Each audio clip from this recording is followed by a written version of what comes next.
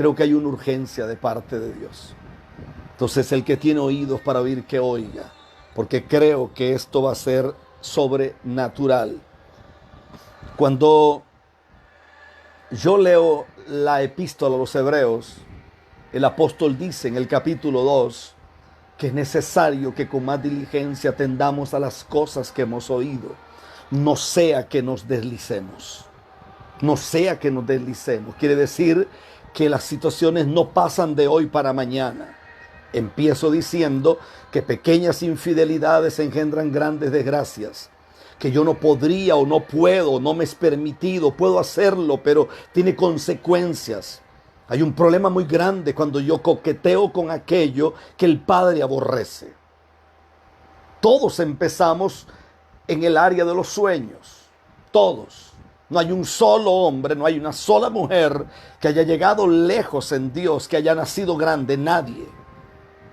Todos nacimos siendo personas insignificantes. Hola, ¿qué tal? Dios te bendiga, Dios te guarde de una manera en especial. Bendito sea el nombre del Señor. Pues aquí estamos una vez más, gloria a Jesús, para dejarte una palabra de parte del Señor para ti.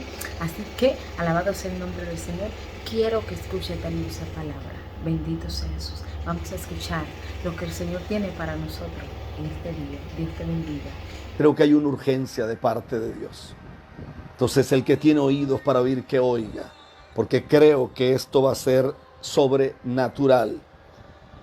Cuando yo leo la epístola a los Hebreos, el apóstol dice en el capítulo 2 que es necesario que con más diligencia atendamos a las cosas que hemos oído, no sea que nos deslicemos. No sea que nos deslicemos. Quiere decir que las situaciones no pasan de hoy para mañana. Empiezo diciendo que pequeñas infidelidades engendran grandes desgracias. Que yo no podría o no puedo, no me es permitido, puedo hacerlo, pero tiene consecuencias. Hay un problema muy grande cuando yo coqueteo con aquello que el Padre aborrece. Todos empezamos en el área de los sueños. Todos. No hay un solo hombre, no hay una sola mujer que haya llegado lejos en Dios, que haya nacido grande. Nadie. Todos nacimos siendo personas insignificantes. Muchas veces ni siquiera nos miraban. Algunas veces ignorados, puestos en una esquina. Y allí empezó a ocurrir algo. Algún día alguien tuvo un sueño, alguien tuvo una visión. O de repente alguien recibió una palabra de parte del Señor por la forma que haya venido, ya sea por la radio, por la televisión o por alguien que tuvo un infrunjo divino y esa persona le dijo, dice el Señor esto. Y ahí se activa algo que es el poder de los sueños. Y me llamó mucho la atención lo que es el poder de los sueños. Porque el poder de los sueños dice que quien no sabe para dónde va, cualquier camino es bueno. El poder de los sueños dice que el don más grande dado a los hombres es la capacidad de soñar en medio de un desierto donde no hay una gota de agua. El poder de los sueños hace que yo pueda sonreír frente a la adversidad. Todo lo que hoy tenemos, los inventos, todos los adelantos científicos, arquitectónicos, todos los adelantos a nivel médico, todo lo que tenemos hoy sobre los logros sociales, los logros económicos, nacieron de que alguien soñó que se podía hacer. Todo lo que hoy vemos obedece al poder de soñar. Cuando empezamos en esto, nadie nos vendió la historia completa. Nadie nos dijo que en el camino lloraríamos. Nadie nos dijo que en el camino algunas veces nos sentiríamos traicionados. Pero eso era parte de esto. Y me llama la atención el poder de los sueños, porque dice que los sueños hacen que lo invisible sea visible. Dicen que los sueños hacen que lo desconocido sea real. Los sueños tienen el poder de hacer que el sufrimiento y la desilusión sea algo que yo puedo soportar. Dice que los sueños hacen, oiga qué fuerte es esto, dice que los sueños hacen que yo fije mi vida no en el problema que tengo frente a mí, sino en la promesa que salió de la boca de Dios. Cuando estaba estudiando esto, empecé a entender varias cosas. Martin Luther King dijo que los sueños producen carácter, que van a haber momentos en que te sentirás como José, sin fuerzas. Van a haber momentos en que te sentirás como Jeremías, metido en una cisterna. Van a haber momentos donde te sientas metido en el horno de fuego, como Sadrach, Mesach y Abednego. Van a haber momentos donde te sientas como Daniel en el foso de los leones. Pero el poder de los sueños te hace creer que Dios en medio del desierto está, como lo estuvo con Israel. Que en medio de la multitud puedes meter tu mano y tocar el talí de Jesús. Y puedes ser sano de un flujo o sana de un flujo de sangre. El poder de los sueños enseña que si tú puedes creer que Dios es capaz de cumplir tus sueños, Dios puede sacarte de un hoyo profundo como donde pusieron a José y puede conectarte con tu destino, que no está en esa tierra, sino en una tierra extraña llamada Egipto. Cuando estaba leyendo esto, entonces encuentro que los sueños proveen esperanza en medio del desaliento. Los sueños inspiran. Los sueños hacen que la vida tenga sentido. Porque sin sueños la vida sería un círculo vicioso y un remolino de desalientos. Sin sueños la vida solo se reduciría a una miseria. Porque el quien perdió la capacidad de soñar también perdió la capacidad de vivir. Y mientras estaba analizando esto, entonces descubro que quienes tienen futuro en Dios no son los que miran para atrás, sino al contrario, los que se desconectaron del día de ayer, los que pasaron por encima de sus cuitas, de sus quimeras, de sus vergüenzas, de sus pecados, de sus miserias, de sus desgracias y se enfocan en lo que Dios tiene hacia adelante. Esta es la base de lo que yo creo que debería de ser la vida nuestra. Un hombre llamado Juan de Dios Pesa escribió un poema que se llama Reír llorando. Y Juan de Dios Pesa dice: ¿cuántas veces, oiga qué interesante es esto, cuántas veces al reír se llora? Nadie en lo alegre de la risa fíe, porque en los seres que el dolor devora, el alma llora mientras el rostro ríe. El carnaval del mundo son breves mascaradas. Aquí aprendemos a reír con llanto y a llorar en medio de carcajadas. Me parece que esta es la realidad que tenemos hoy por hoy. Cuando yo abordo el tema de cristianismo en crisis, créame que me escribe gente de muchas partes de la tierra. Nos escriben hombres, nos escriben mujeres, nos escriben niños. Nunca imaginé que me escribieran niños de 8, 9, 7 años. Nunca imaginé, como la historia que recibí de una niña que yo le voy a llamar Débora, y le pedí permiso a ella para contar su historia. La historia de Débora me parece extraordinaria. Y me parece extraordinaria por lo que Dios hizo.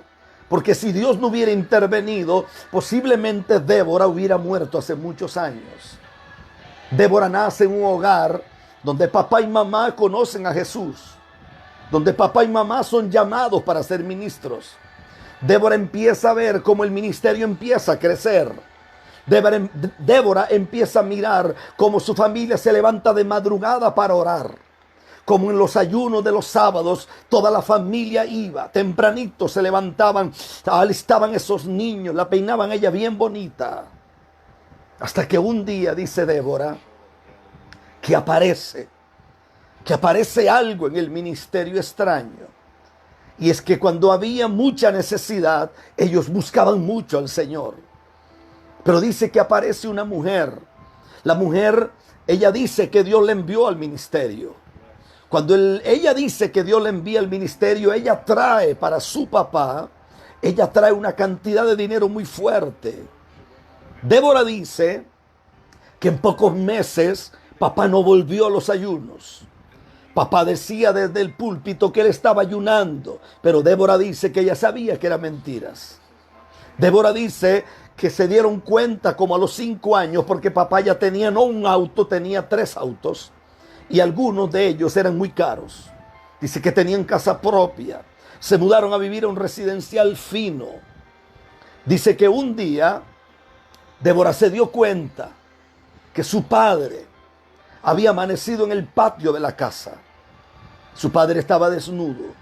El pastor de la iglesia había sido torturado porque su papá se había envuelto con un cartel de la droga. Débora hoy es una jovencita y me escribe contando su historia. Débora se desmoraliza, toda su familia no volvió más al ministerio, los diáconos, todo el mundo hizo lo que fuera y quitaron la iglesia a esta familia. Débora empieza a ingresar en el mundo de las drogas. Por 16 años es prostituta. Débora empieza a ingresar en el mundo de lo peor. Débora dice que se tragaba las cápsulas de droga, las cargaba en un país de Sudamérica que omito el nombre y las llevaba a otro país cerca de los Estados Unidos. Y dice que por muchos años empezó a hacer eso, hasta que un día una de las cápsulas que llevaba se rompió. Y cuando ella abre los ojos, se da cuenta que está en cuidados intensivos y se da cuenta que estuvo en coma por 3 meses. Ella no entiende cómo vive, los médicos tampoco entienden cómo vivió.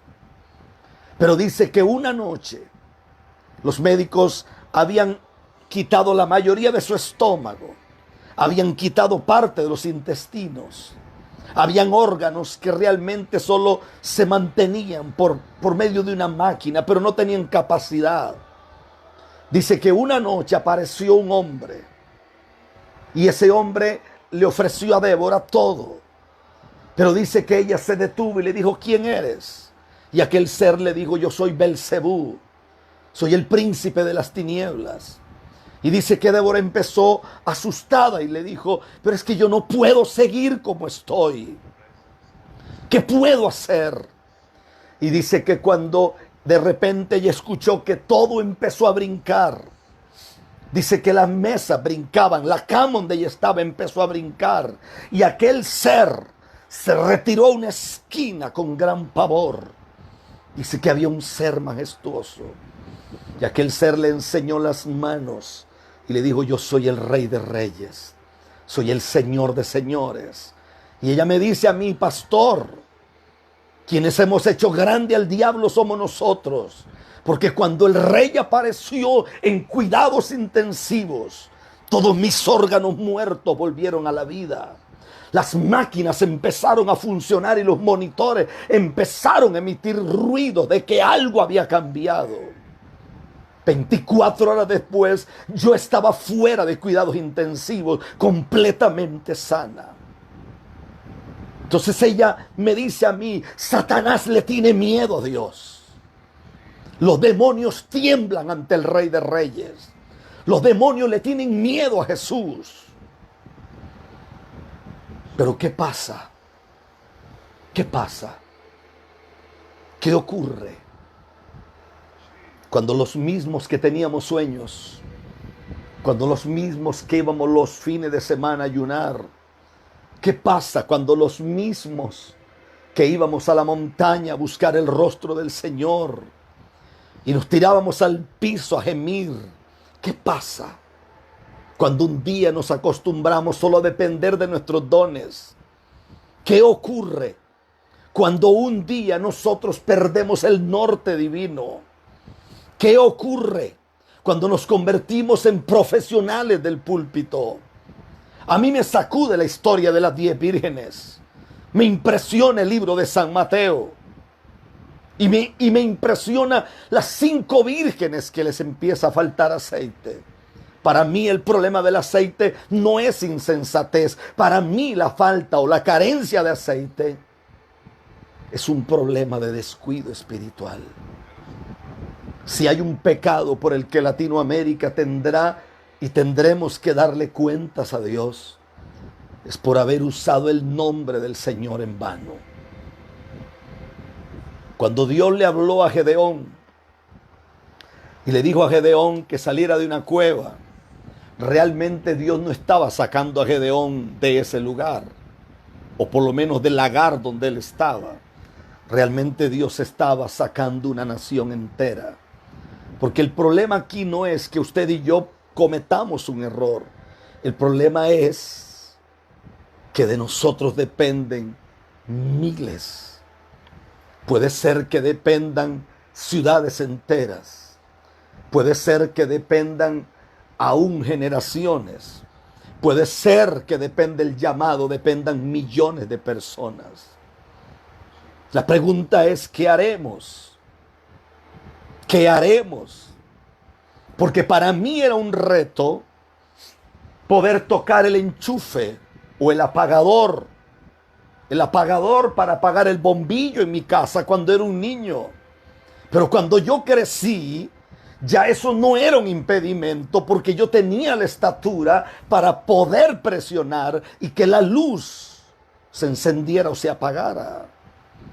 Entonces el punto es que es normal encontrar a un niño poniéndose la camisa de papá o poniéndose el sombrero de papá. Es normal encontrar una niña que se pone los zapatos de mamá y le quedan grandes. Y aquí en Costa Rica hay un dicho, cuando las niñas salen así, le dicen la abuela zapatona. Eso es como algo del haber costarricense. Eso es normal. Lo que no es normal es gente adulta con actitudes de niños. Lo que no es normal es gente adulta que se comporta de una forma como si fueran inmaduros y no tuvieran la capacidad de poder comportarse como gente seria en esta tierra. Es que cuando la Escritura dice que las puertas del infierno no prevalecerán contra la iglesia, nunca se refirió a un show evangélico y nunca se refirió a esta locura que hoy tenemos. Es que cuando Dios habla de volver a Él, es que hay que volver a Él. A mí me sacude poderosamente cuando el apóstol Pablo le dice a los Gálatas: ustedes se habían alejado de la victoria del madero y se volvieron a las fábulas y a las obras de la carne. El apóstol Pablo dice a los efesios: mirad pues cómo andéis, no como necios, sino como sabios, aprovechando bien el tiempo, porque los días son malos. Pablo le dice a los romanos, capítulo 13, verso 11, que algunos hijos de Dios habían llegado a ser tan lascivos que se habían vuelto a glotonerías, a borracheras, a faulas, pleitos y contiendas. Es decir, lo que Pablo está diciendo es mucho más serio de lo que nosotros tomamos. Yo creo que en Latinoamérica hay un problema con lo profético. Hay gente que cree que todos los días profetizan y el día que alguien no les dice alguna locura dicen que Dios no habló. Y Latinoamérica tendrá problemas serios con el Dios de los cielos porque se usa el nombre de Jehová de una forma muy vana y muy liviana. A mí me sacude cuando leo el capítulo 2 de Apocalipsis y aparecen tres iglesias ahí en Asia Menor. Y a Éfeso se le dice que perdió el primer amor. Y a la otra iglesia que sigue, que es Sardis, se le dice que tiene problemas de tibieza espiritual. Y aparece la Odisea con tibieza espiritual y aparece Sardis con muerte espiritual. Es que el problema no es que yo cometa un error. El problema es cuando me acostumbro a cometer errores. El problema es cuando yo acepto en mi vida que pisotear todo lo sagrado es normal. ¿Por qué? Porque los predicadores dejaron de ser un estorbo para el pecado. Usted va a muchas iglesias donde le hacen sentir que Dios está de acuerdo con todo. Hermano, no importa cómo usted llegó, el Señor lo ama así como usted viene. Eso es mentiras. Eso es mentiras. El Señor puede amar a un pecador que viene de la calle borracho, puede venir ebrio, puede venir lleno de droga, puede venir de lo que sea. Pero alguien que conoce la palabra y le gusta y le encanta pisotear lo santo, no me venga con el cuento que el Señor lo recibe como venga. Eso es mentira. Porque la Biblia dice en Apocalipsis, la Biblia dice en Hebreos capítulo 10, verso 31, dice: cosa horrenda o horrenda cosa es caer en manos de un Dios vivo. Y los versos anteriores dice: cuánto mayor castigo pensáis que recibirá aquel que tuviese por inmunda la sangre del pacto, por inmundo el nombre del Hijo de Dios, y pisoteare la sangre del pacto, hiciera afrenta al Espíritu de gracia. Cuando yo estoy leyendo esto, a mí me sacude. Esto me hace gritar. Esto me hace temblar. Porque parece que todo empieza con un sueño.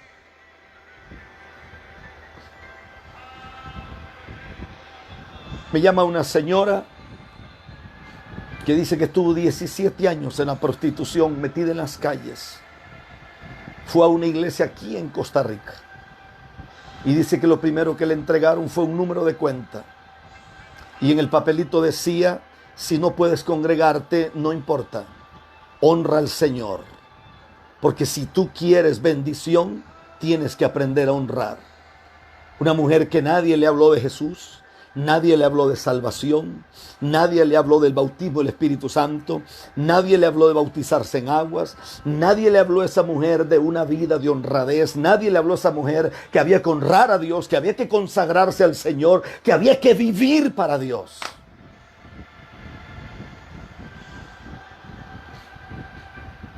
Allá en Cali, Colombia, un señor que dice que es apóstol, dijo: es que ese Rafael Ramírez está en contra de los apóstoles. No, mi niño. Yo tengo una red apostólica y pertenezco a ella. Y son miles de hombres y de mujeres que sirven a Dios.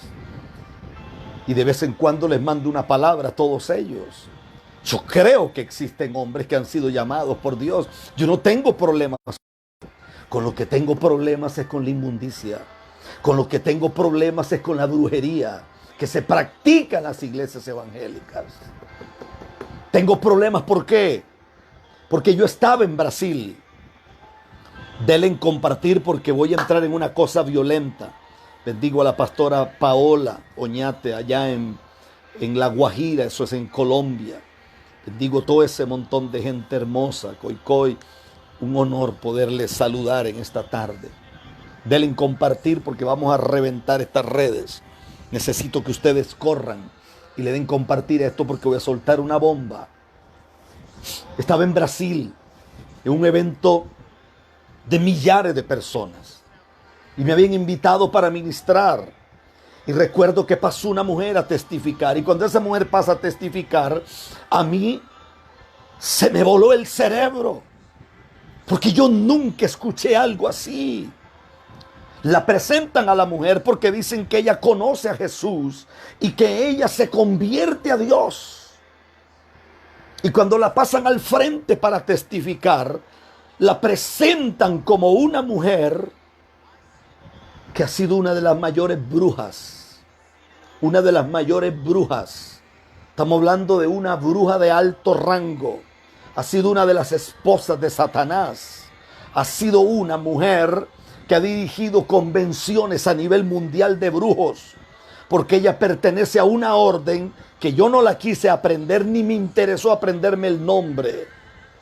Pero esa mujer testifica que cuando ella estaba en acción, los principales líderes de los movimientos evangélicos la visitaban a ella en Brasil para que ella les diera secretos, para que ella les diera oraciones, para que ella les diera cosas para enterrar en las puertas de sus congregaciones. Dice, ¿qué? Eso es lo mismo que dije yo, ¿qué?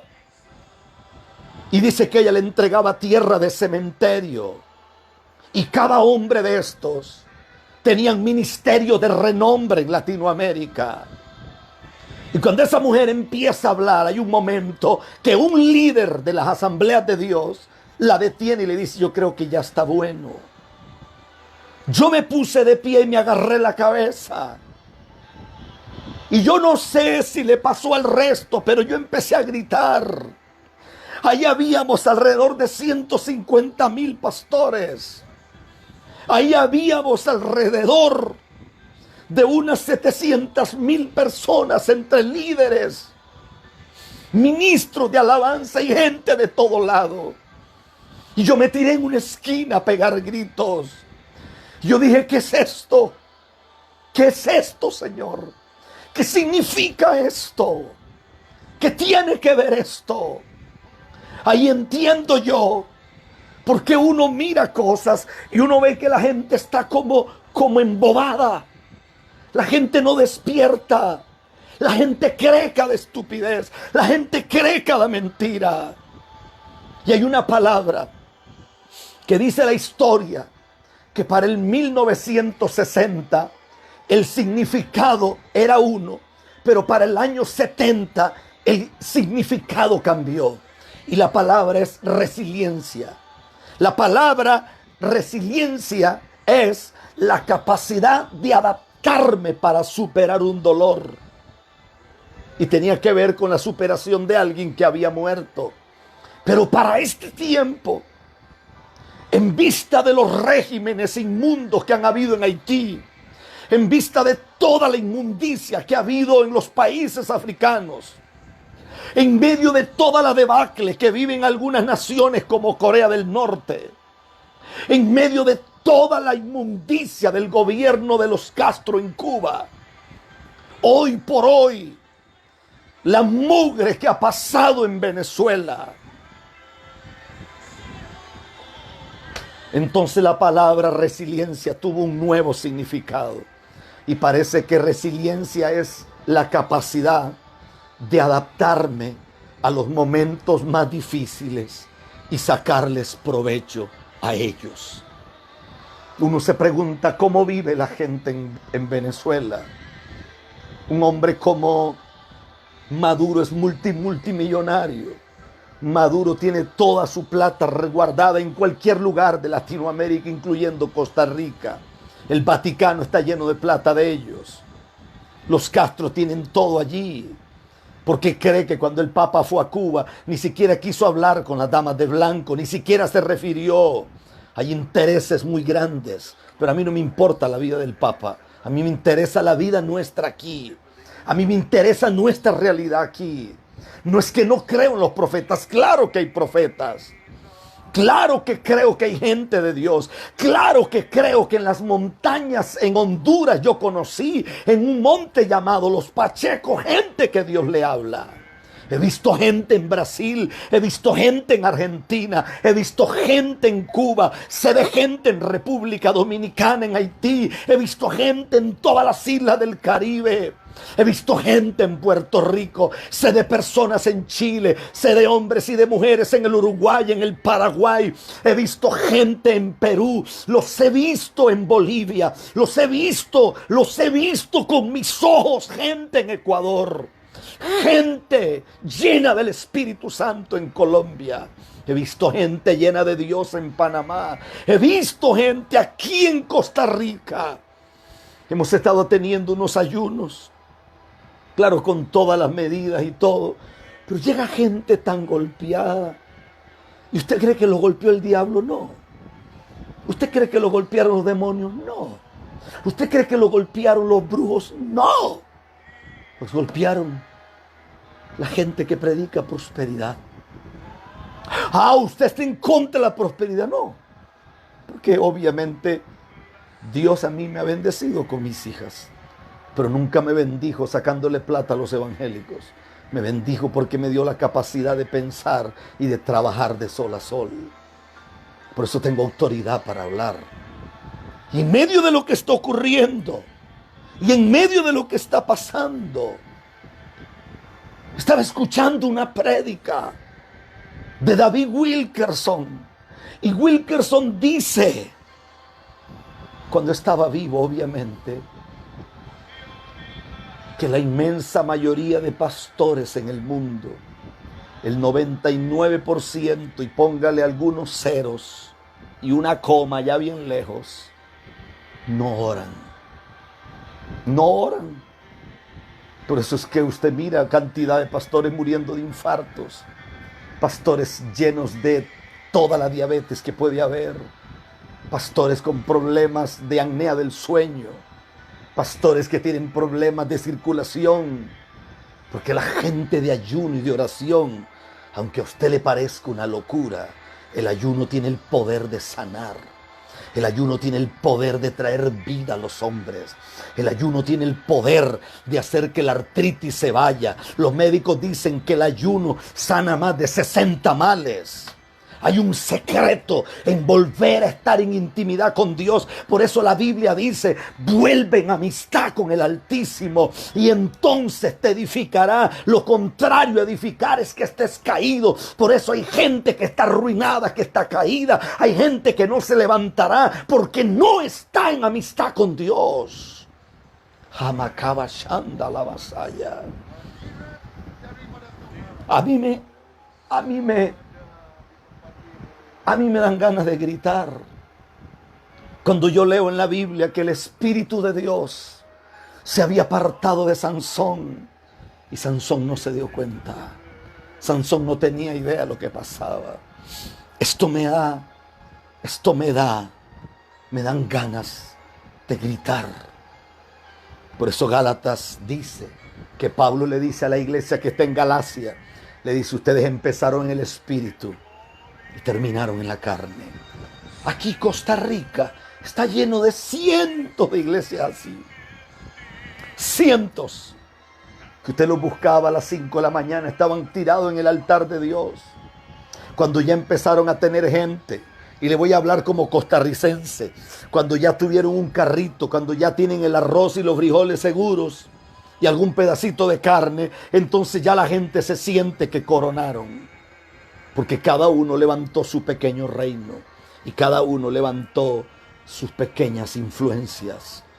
Y tienen un sistema corrupto donde le dicen a la gente que tienes el privilegio de estar en mi círculo de hijos. Y si tú no eres leal a este círculo, entonces te vamos a sacar, como si fuera la iglesia católica, te vamos a descomulgar y vas a estar en problemas serios. A eso yo le llamo prostitución. A eso yo le llamo prostitución. Prostitución. Y lo vuelvo a repetir. Las únicas mujeres que están libres en muchas iglesias en el mundo son las que no son tan bonitas. Porque si usted es bonita, si usted tiene el cabellito bonito y su rostro bonito, muy posible que el apóstol de ese ministerio va a terminar enamorado de usted. Por eso yo creo que tiene que haber un cambio en la palabra resiliencia. No podemos adaptarnos a esta porquería. No podemos adaptarnos a esta mugre. Escribió un hombre un libro llamado Cristianismo en Crisis, que lo he citado varias veces. Su nombre, Han Hanegraaff. A Han Hanegraaff lo destruyeron. Sacaron los libros de las librerías, los sacaron de circulación, le cerraron las puertas. Porque Han Hanegraaff ponía en evidencia toda la mugre del Club PTL y todo el homosexualismo de los líderes del Club PTL. También sacaba todo lo que se vivía en TVN. TVN, que es un canal de televisión, que no es un canal, es una cadena de televisión multimillonaria. Y él decía que la esposa de Paul Crunch se compraba pelucas, porque parece que ella era un poquito escasa de cabello, se compraba pelucas que valían $5,000. Ahora pregunto yo, ¿hay algún pecado con comprarse una peluca de $5,000? No. El pecado es que no lo compraste con el dinero tuyo, sino que lo compraste con el dinero que la gente dio en ofrendas, creyendo en que el dinero sería usado para satélites y para evangelizar al mundo. Ese es el pecado. El pecado es Cuando un ministro en Guatemala tiene un montón de carros de colección, colecciona relojes Rolex, colecciona relojes Bentley, colecciona relojes Audemars Piguet, colecciona lo mejor y los tiene de colección como 300 relojes, mientras hay gente en su iglesia que tienen que caminar porque no tienen ni siquiera para pagar el pasaje del bus. Ese es el pecado. Que usted viva como un rey no hay problema, pero que su pueblo viva como es digno de vivir. Pero si en su casa pasa lo que pasa la de un ministro en Medellín, Colombia, que la casa de él es toda una cuadra que pertenece al Ministerio Maranata, e invitó por primeras veces a algunos hermanos de la iglesia, y él tiene carros de último modelo, pero para ir a la iglesia va en un carro viejito para que la gente crea que él es el pobre pordiosero y que pobrecito, y recogen 4 ofrendas en los cultos. Y cuando la gente llega a la iglesia de él se da cuenta que tiene este helicóptero, que lo han metido preso varias veces porque la misma ley dice que es narcotraficante, pero no le pueden probar nada. Y la casa de ese hombre, hasta los grifos donde se bebe agua son bañados en oro. Y usted me dice a mí, pero toda la gente es iglesia rica. No, hay un montón de gente que vive vendiendo chile dulce o pimentón, vendiendo cebolla, cebollines en el mercado, vendiendo yuca.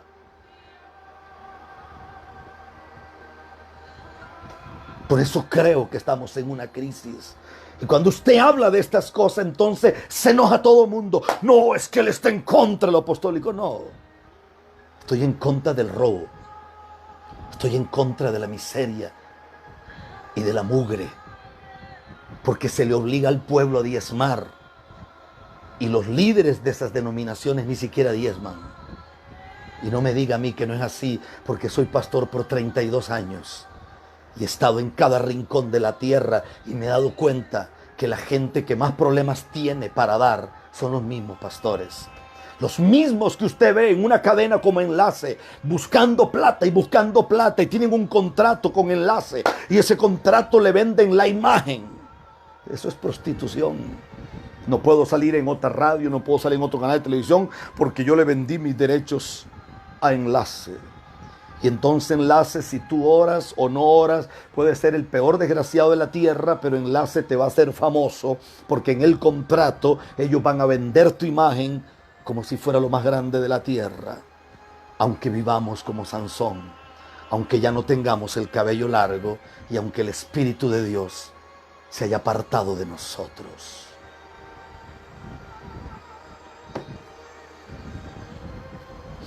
¿Sabe dónde viene el cuento de yo lo recibo, yo lo recibo?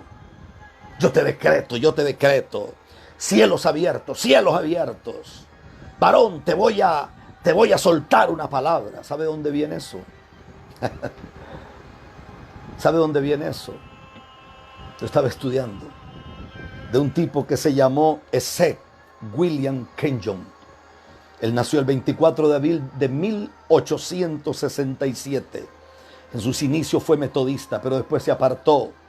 Este señor estudió en el Emerson College of Oratory, es decir, en el colegio de oratoria Emerson. Y este señor torció demasiadas cosas. De aquí nació la superfe. De aquí nacieron predicadores como Kenneth Hagin o Kenneth Hagin, que hablaban de la fe de Dios. De ahí nació el movimiento de la risa, donde hay que reírse, hacer un montón de locuras, y a eso se le llama gloria. Y entonces usted escucha a los predicadores hoy, cielos abiertos. ¿Sabe qué estudiaba Kenyon? Metafísica. Léalo si quiere. Se lo vuelvo a repetir. Esek. Una E-S-S-E-K. William Kenyon. Nació en el 24 de abril de 1867. Este fue el que lanzó todo el movimiento de la superfe. Este es el dueño de la prosperidad. Este fue el que le enseñó a los predicadores a buscar el dinero como locos. Este fue el que le enseñó a los predicadores que la gente tiene que pactar. Los predicadores nos hemos hecho tan corruptos que usted va a naciones como Panamá y usted ve el montón de pastores metidos en política. Y usted ve hombres como el presidente Cortizo, lejos de Dios. Pero algunos hermanitos sacan por ahí diciendo cosas por ahí. ¿Qué pasó? Esta crisis. Usted va a naciones como República Dominicana, única nación en la tierra que tiene la Biblia en la bandera y tiene la Biblia abierta en San Juan 8:32.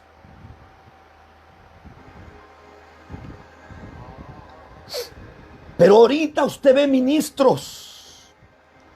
La nación está a punto de irse a un caos. Un señor llamado Gonzalo estuvo con un grupo de pastores y un par de horas después estaba con un brujo. Eso es público. El otro señor, Abinader o Abinadar, no sé cómo se llama, Abinader, es pro LGTI y tiene a un pobre loco que se cree mujer. Qué cosa más horrible es un hombre queriendo ser mujer. Es que son súper feos, feísimos son. Puede ser que no tienen espejo en la casa, porque una cosa horrible es un hombre que quiere ser mujer, por amor a Dios. Y ese tipo va a ir al gobierno. Y usted mira a Leonel Fernández, no le cree, pero ni la esposa le cree. Pero usted mira a los pastores y algunos, entre comillas, que se llaman apóstoles, hombres o mujeres, metidos en política en República Dominicana. ¿Por qué? Porque Dios nos llamó a ir al gobierno, porque cuando el justo gobierna hay paz. Mentirosos. Ustedes no quieren eso. Ustedes lo que quieren es dinero. Es lo mismo que quieren los diputados de Costa Rica, que de todos no se hace uno que sirva.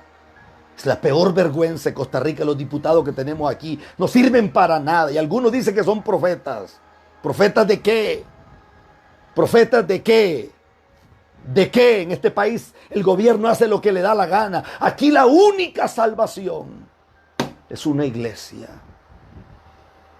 que vuelva a Dios. ¿Sabe qué dice el libro de Oseas? ¿Sabe qué dice Oseas? Capítulo 14. Dice el verso 9. ¿Quién es sabio para que entienda esto y prudente para que lo sepa? Porque los caminos de Jehová son rectos y los justos andarán por ellos, mas los rebeldes caerán de ellos. El que tiene oídos para oír, que oiga lo que el Señor está diciendo. Mire lo que dice el libro de Joel, capítulo 1. Oye, qué fuerte es esto. Dice el verso 9. Desapareció de la casa de Jehová la ofrenda y la libación. Los sacerdotes ministros de Jehová están de duelo. Hay cientos de iglesias en duelo porque los pastores murieron. Cientos de pastores que han muerto de diferentes enfermedades en los últimos días. Cientos. Cientos. Miren lo que dice aquí. El campo está asolado. El campo está asolado. Hay una plaga terrible. Millones de langostas en Argentina. Millones de langostas como si fueran las plagas de Egipto. Ahorita están llegando a Brasil. Hoy aquí en Costa Rica pasó lo que no pasó. Hoy había una alerta porque el polvo del Sahara cubrió la capital. Era como una gran nube de polvo. Y me van a decir a mí algunos predicadores que esto no son los últimos días, que esto va a pasar y que esto se va a poner bueno y que esto se va a poner de gloria y que es... Mentirosos, mentirosos, charlatanes. Nosotros decidimos ayunar por República Dominicana porque yo amo ese pedacito de tierra. Yo amo ese pedacito de isla. Yo amo ese pedacito de pueblo. Pero República Dominicana tiene que despertar. Pero usted dice, ¿por qué los ministerios más renombrados de ahí no hacen nada? No lo van a hacer. Porque el gobierno les da, a algunos, les da un cheque de $5,000 cada mes. Porque se supone que son organizaciones sin fines de lucro. Lo que en inglés se llamaría una non-profit organization. Entonces, como el gobierno da, y a otros le dan 3,000, a otros le dan más de 5,000, entonces, shut up, silent please, no hables, guarda silencio. ¿Qué vamos a hacer? ¿Sabe qué dice Joel? Miren lo que dice el verso 13 del libro de Joel. Dice, ceñíos y lamentad, sacerdotes, gemid, ministros del altar, venid, dormid en silicio, ministro de mi Dios, porque quitad desde la casa de vuestro Dios la ofrenda. ¿No es este tiempo? ¿No es cierto que Dios quitó la ofrenda de los templos por amor a Jesús? ¿No es cierto que Dios está haciendo esto? Y Macaba Sandy y Bacute.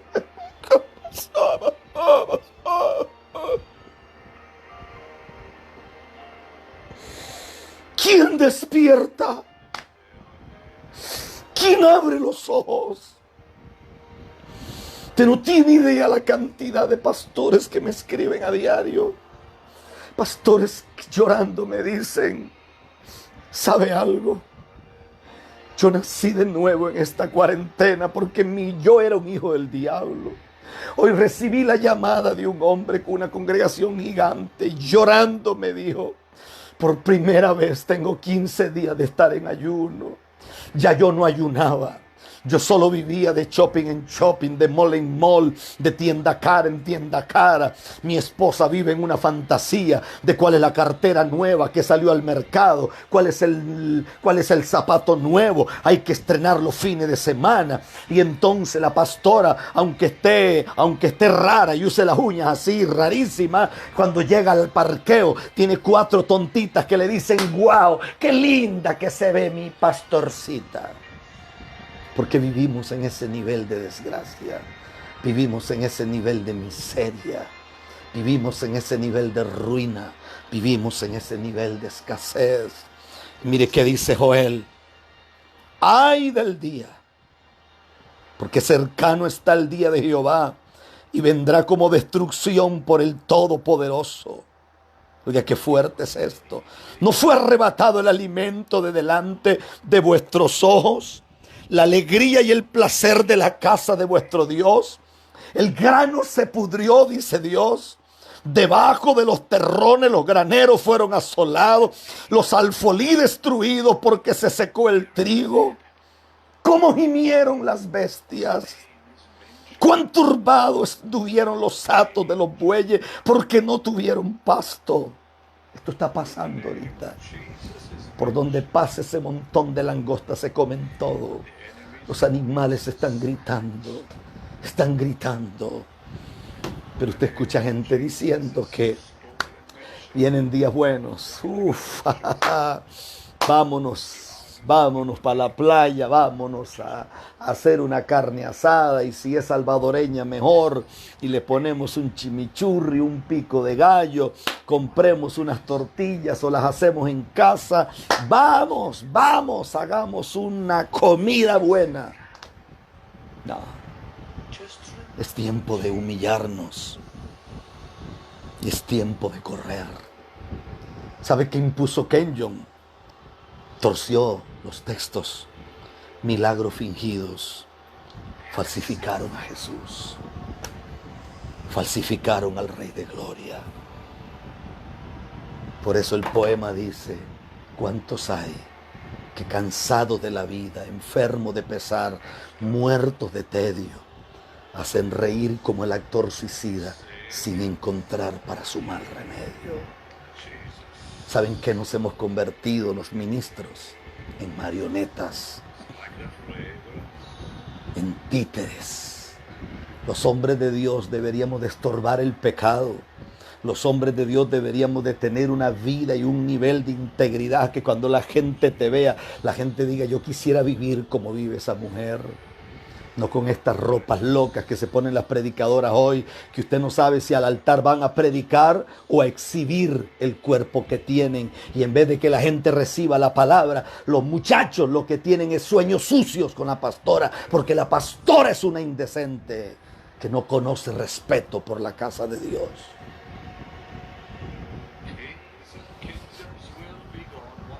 Montones de predicadorcitos con unos pantaloncitos apretados que se le marcan todas sus partes.